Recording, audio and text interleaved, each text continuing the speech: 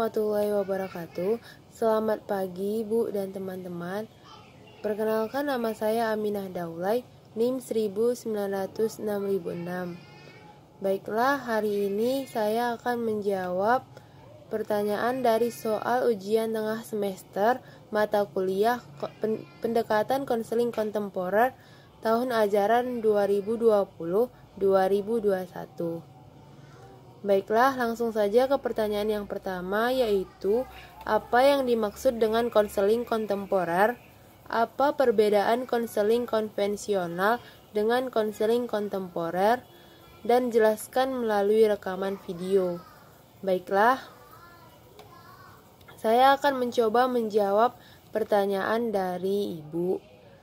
Yang pertama yaitu apa yang dimaksud dengan konseling kontemporer?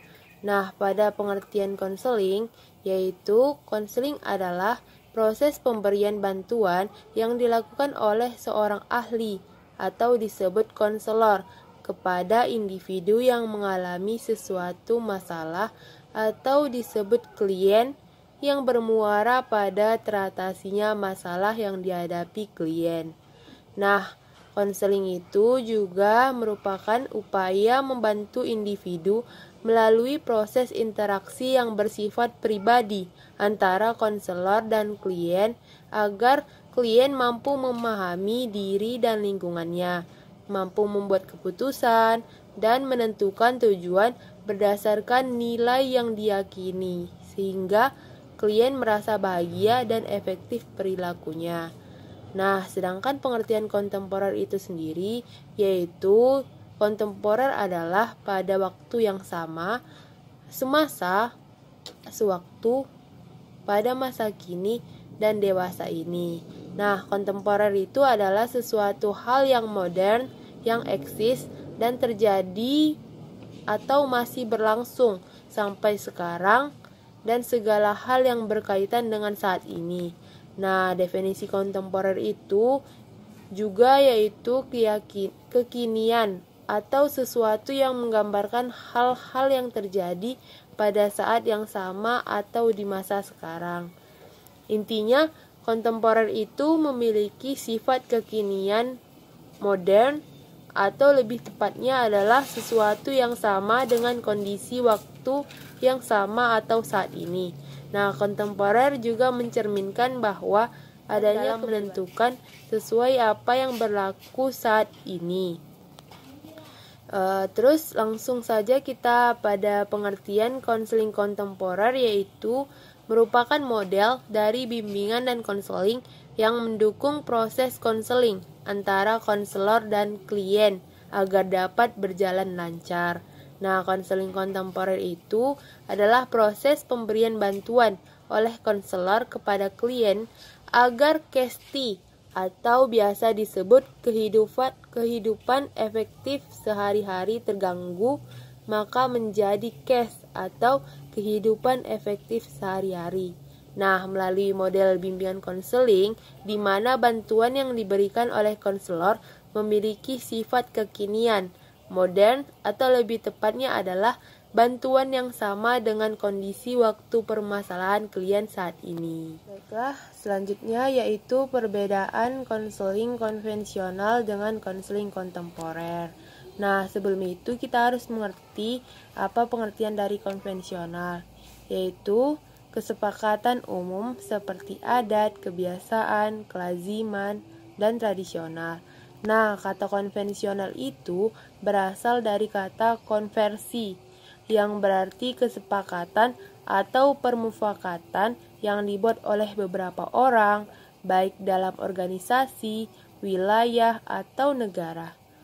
Konseling konvensional adalah upaya membantu individu melalui proses interaksi yang bersifat pribadi, melalui kesepakatan yang dibuat antara konselor dan klien, agar klien mampu memahami diri dan lingkungannya, mampu membuat keputusan, dan menentukan tujuan berdasarkan nilai yang diyakininya, sehingga klien merasa bahagia dan efektif perilakunya. Dan perbedaannya dengan konseling kontemporer adalah proses pemberian bantuan oleh konselor kepada klien agar CASTI menjadi CAST. Nah, di mana kita ketahui itu CASTI itu adalah kehidupan efektif sehari-hari terganggu dan CAST itu adalah kehidupan efektif sehari-hari.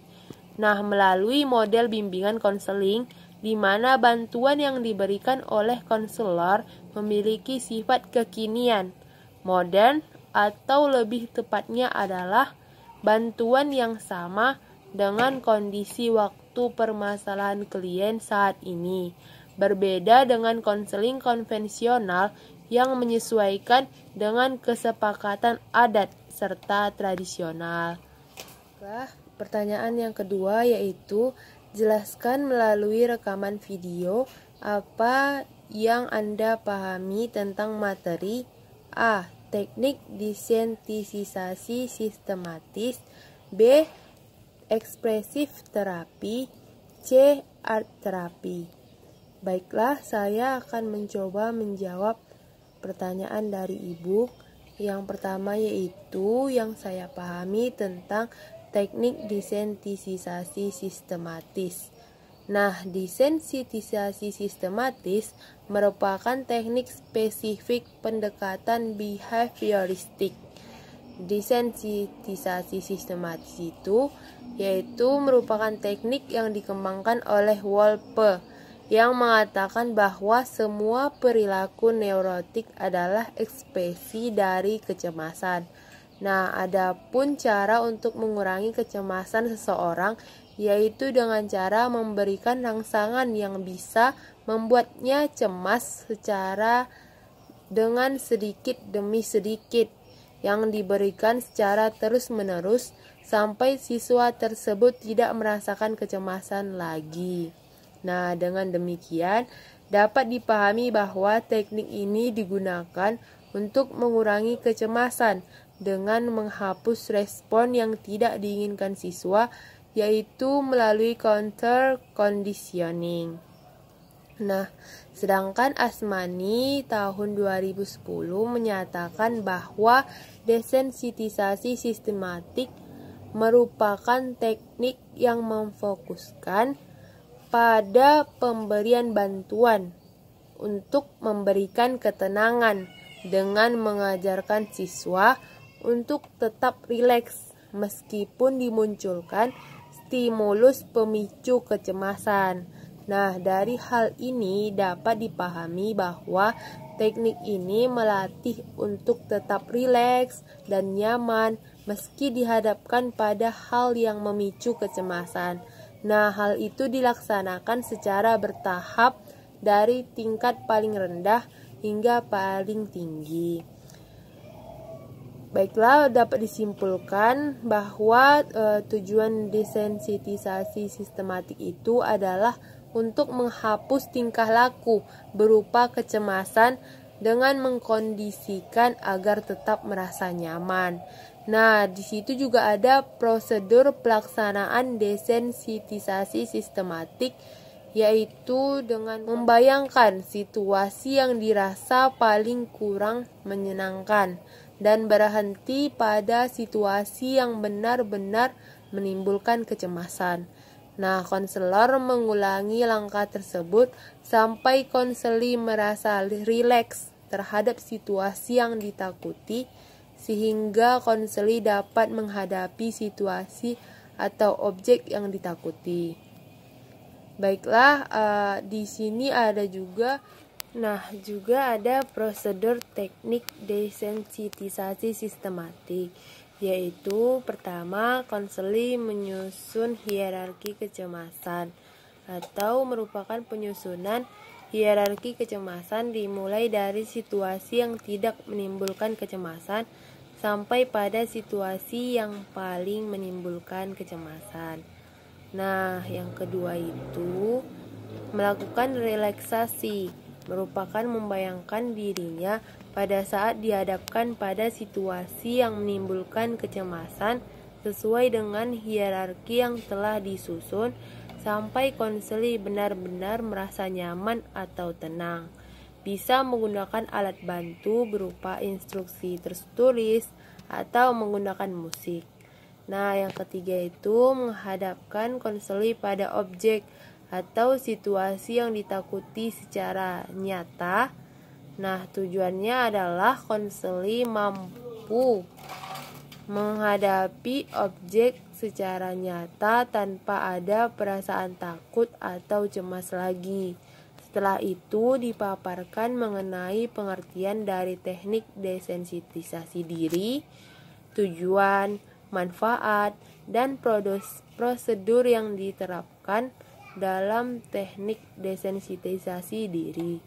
Nah, selanjutnya itu dijelaskan tentang salah satu gangguan perilaku individu yang dapat diatasi dengan menggunakan teknik desensitisasi diri, yaitu kecemasan sosial. Nah, selanjutnya kita masuk kepada ekspresif terapi. Nah, terapi ekspresif itu dikenal sebagai suatu terapi dalam konseling dan psikoterapi di mana klien dapat mengkomunikasikan dan mengekspresikan perasaan-perasaan dan pemikiran-pemikiran melalui aktivitas yang berkaitan dengan seni, dengan musik, tarian, drama, puisi, serta permainan. Nah, terapi ekspresif itu disebut juga dengan terapi seni kreatif. Nah, khususnya untuk seni, musik, drama, dan puisi. Baik dalam konseling maupun dalam psikoterapi, terapi ekspresif itu dapat dilakukan baik secara individual, keluarga, maupun secara kelompok. Nah, seorang konselor ekspresif terlebih dahulu menjelaskan dan menggunakan berbagai bentuk permainan, musik, bisa jadi puisi, dan cerita. Selanjutnya tergantung kepada keadaan klien, yaitu terapi menggunakan kegiatan pengakraban dengan permainan, gerakan, bercerita, relaksasi, dan sebagainya. Terapi ekspresif itu merupakan suatu bentuk terapi yang digunakan dalam psikoterapi dan konseling yang bertujuan untuk menyalurkan emosi dan pemikiran individu, bisa juga mereduksi stres dan konflik melalui media drama, membuat gambar, dan musik.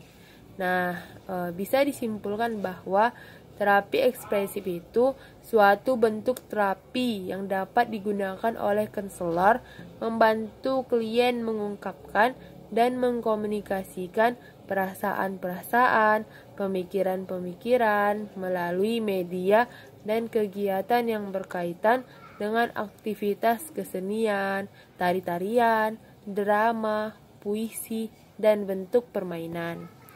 Nah, di sini juga ada bentuk pengaplikasian terapi ekspresif. Yang pertama itu ada terapi seni. Nah, terapi seni di sini yaitu suatu bentuk terapi dengan menggunakan media seni. Nah, itu menggunakan medianya imajinasi juga dan proses kreatif. Klien diberi kesempatan untuk merefleksikan serta mengkomunikasikan kemampuan, kepribadian, minat, perhatian, dan konflik-konflik yang ada pada dirinya. Terapi ini bertujuan untuk mereduksi konflik emosional, kesadaran diri, kemampuan sosial, pengendalian tingkah laku, pemecahan masalah, mereduksi kecemasan, dan mengembangkan self-esteem atau harga diri. Baiklah, yang kedua ada terapi musik. Nah, terapi ini adalah menggunakan media musik untuk membantu klien mengungkapkan keadaan psikologis, fisik, pikiran, atau fungsi-fungsi sosial, kesehatan individu, dan masalah pendidikan. Yang ketiga ada terapi drama. Nah, terapi drama ini merupakan kegiatan sistematis dan mendalam dengan menggunakan proses drama untuk menggali potensi, emosi, dan integrasi fisik, serta perkembangan individu.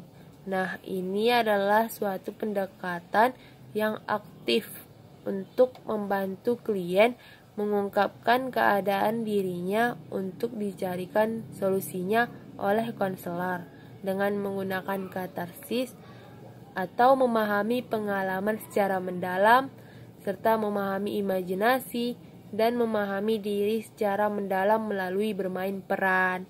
Nah, yang keempat itu adalah terapi gerakan atau tarian. Nah, asumsi dasarnya itu bahwa badan jasmani dan pemikiran adalah saling berhubungan, dan ini banyak juga dibahas dalam psikoterapi. Proses gerakan yang ditampilkan berhubungan dengan keadaan emosi, pikiran, dan psikologis dari individu. Terapi dan gerakan melihat dampak yang terjadi dalam perasaan, pemikiran, fungsi fisik, dan tingkah laku. Baiklah, yang terakhir yaitu ada terapi puisi atau biblioterapi. Nah, ini merupakan suatu bentuk terapi untuk melihat ekspresif diri klien dengan menggunakan media puisi atau karangan yang digunakan untuk penyembuhan dan pengembangan diri. Baiklah, ada selanjutnya yang bagian C atau art terapi. Nah, art terapi ini merupakan bentuk terapi yang melibatkan proses seni seperti menggambar sebagai wujud simbolis dari hubungan terapeutik untuk membantu terapis memperoleh pemahaman diri maupun tekanan yang dialami oleh klien. Nah, art terapi ini memiliki karakteristik komunikasi nonverbal atau metafora sebagai sarana terapi dan orientasi hubungan. Art terapi itu atau terapi seni adalah terapi dengan menggunakan seni sebagai media utamanya dan diartikan sebagai seni menjadi media terapi atau melakukan kegiatan seni sebagai terapi. Nah, terapi seni merupakan salah satu jenis dari berbagai jenis terapi ekspresif yang melibatkan individu dalam aktivitas kreatif dalam bentuk penciptaan karya atau produk. Baiklah, ada pengertian art terapi merupakan metode terapeutik yang menggunakan pembuatan seni hubungan profesional pada individu yang memiliki pengalaman yang menyakitkan, trauma, atau individu yang mengalami tantangan dalam hidupnya. Baiklah, di sini juga akan saya tambahkan tentang jenis-jenis art terapi. Nah, art terapi itu memiliki 3 jenis. Yang pertama itu terapi seni dalam melukis atau menggambar. Nah, yang kedua itu terapi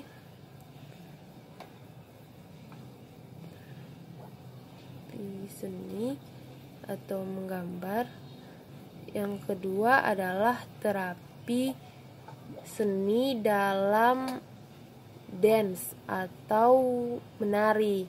Nah, di sini adalah terapi tari dan gerak yang merupakan psikoterapeutik dengan menggunakan tarian dan gerakan di mana setiap orang dapat ikut serta secara kreatif dalam proses untuk memajukan integritas emosional, kognitif, fisik, dan sosial. Baiklah, yang ketiga itu ada terapi seni dalam memainkan alat musik atau menyanyi. Di sini juga saya paparkan tentang manfaat dari penerapan terapi seni. Yang pertama itu menstimulasi partisipasi yang aktif. Yang kedua, mendorong untuk mempelajari hal dan fungsi yang baru. Yang ketiga, mendorong munculnya kesempatan untuk sukses, menjadi positif, dan menyenangkan di dalam sosialisasi. Yang keempat, meningkatkan motivasi. Dan yang terakhir yaitu pengembangan diri. Baiklah, sekian dari saya. Terima kasih. Assalamualaikum warahmatullahi wabarakatuh.